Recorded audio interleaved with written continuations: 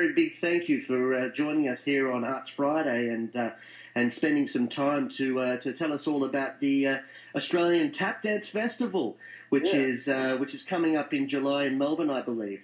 Yeah, it's July 9 to 15. So, Winston, this is a pretty exciting event, and I believe the festivals are getting bigger and bigger each year. What what number is this? This will be the fourth Tap Festival that Australia's had. It started in 2005 with the Melbourne International Tap Dance Festival, put on by Grant Swift. So now this festival is going to be an all-Australian cast, just to show what a long way we've come since having great artists from overseas come out, share the art form and raise the bar in Australia. So we're going to see what we can share with the tap community, put on a big show on the Friday featuring industry-leading tap dancers like yourself, and also jam nights and movie nights and flash mobs featuring famous routines. This is, look, tap dancing there's a lot more to it than I think people really understand. You've just mentioned there that you're having jam nights and flash mob and industry, you're having film nights. I mean, it's an all-encompassing festival that you're putting on in Melbourne. I think it's really worth spreading the word out to as far many corners of Australia as possible to let everybody know about this festival, because as far as I'm concerned, when people see tap dancing, they stop everything they're doing, their jaws open, and they completely and utterly enjoy everything that they're seeing and witnessing. It's a very exciting performance art. Where did you guys find your inspiration and possibly the need to put on a festival here in Australia? Because it's the only festival, it's the only tap dance festival that Australia has ever seen in, over the history of Australian theatre. Where did you guys, first of all, meet, I suppose, and where did you get your inspiration from?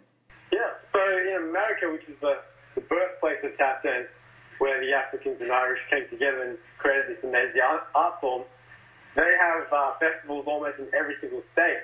And from having been there, Grant Swift and myself, we wanted to, and just seeing the learning that happens when all the great artists come together with hungry students who want to learn, and it helps to get the tap form out there to the public as well. We wanted to have that in Australia, so it was just a matter of rounding up all the artists that wanted to be on board, and then just putting it together. There is a very large community for tap dance in America, isn't there? Yeah, that's the homeland of tap and jazz. So when you talk about how many people don't realise other aspects of tap, it grew up with jazz history. So it's a improvisational art form, which is why we're having the jam night to help open the eyes of that. And yeah, what you said about people stopping to take notice of tap dance, I think is because the art form, which also has a sound element.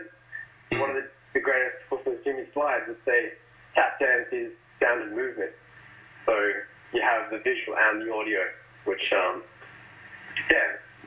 Yes, it could be said that the tap dancer is the most talented dancer of all the genres, because not only does the tap dancer dance in front of you, but the tap dancer also makes the music that the tap dancer is dancing to.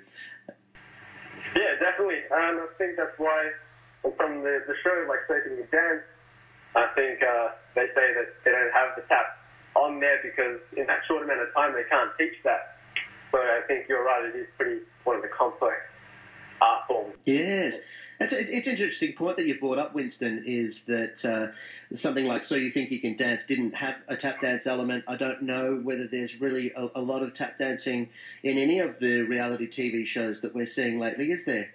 Yeah, because it's a highly specialised art form. Like a musician couldn't learn to play a drum or the piano in, a few weeks. It takes years, so it's kind of like that for a tap dancer. So it has to be, we have to create our own platform. And that's not to say that there aren't some amazing and completely highly talented tap dancers in this country just because they're not represented on the reality TV shows. And I think that's the key point to point out here is that the Australian Tap Dance Festival taking place in Melbourne in July is a place where it's a melting pot. It's where all of the tap dancers from Australia can come and celebrate because, you know, tap dancers are a passionate bunch, and it doesn't really take much for a tap dancer to want to get up and have a crack. And I think that the Australian Tap Dance Festival is a great opportunity for not only the tap dancers of the country to gather and meet, but it's also a great opportunity for the wider general public of Australia to attend and to find out just the high level and high level of talent of the Australian tap dance community. Tell me about the festival itself, Winston. You've got a whole week of programs, don't you? Yeah, so the new thing that we're having in this year's festival is a thing called 5-day residency. This is something they do in America where for 5 consecutive days, the students take a class with the same teacher where you get to progress with routines and technique, and at the end, you get to perform in the main festival show alongside the faculty. So that's something that's going to really be memorable for people. You get to spend a week developing a rapport with an industry-leading tap dance teacher and also the network of tappers in your class. So you've got people registering from, say, Perth, New South Wales, Melbourne, New Zealand, and Singapore. So it's a big community event, and I think that's going to be a great addition to this year's festival. The voice you're hearing, folks, is Winston Morrison, who is artistically directing the Australian Tap Dance Festival. What's the website? Because I think that's the most important thing to get involved in, Winston. Yeah, the website's www.australiantapdancefestival.com.au. AustralianTapDanceFestival.com.au. It doesn't get much more obvious than that. Yeah, if you stuff it up, just look it up on Google. And it looks like you're attracting a lot of great sponsors too. As I said, this festival is getting bigger and bigger and stronger each time you put it on. It's a real credit to you, Winston, and your team. We're certainly looking forward to it. But I'd just like to say to the listening audience, the Australian Tap Dance Festival is taking place this July 9 to July 15 in Melbourne. And like I say sometimes with my interviewers, this may not be of interest to you, the listener, right now, but you might know of somebody who is a very keen tap dancer because they are out there. And we would certainly love for you to pass on this information that the Australian Tap Dance Festival is taking place in all its glory once again in Melbourne.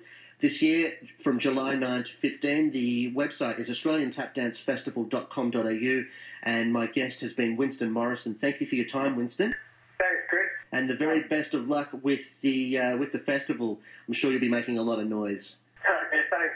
No worries. That's Winston Morrison, and that's the Australian Tap Dance Festival, as I said, australiantapdancefestival.com.au for more information. You're on Arts Friday with Christopher J. for Jump Horsey. Hope you're having a lovely morning. Here's a message from our sponsor.